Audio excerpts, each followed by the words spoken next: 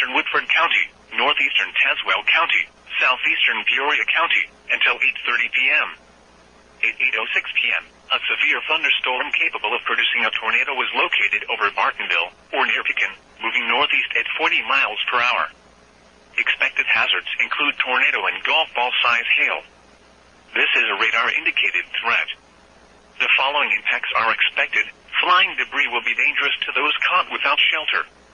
Mobile homes will be damaged or destroyed. Damage to roofs, windows, and vehicles will occur. Tree damage is likely. This dangerous storm will be near Peoria, Creve-Coeur, West Peoria and Marquette Heights around 8:15 p.m. Morton around 8:20 p.m. East Peoria around 8:25 p.m. Other locations in the path of this tornadic thunderstorm include Washington, Metamora, Germantown Hills, and Deer Creek.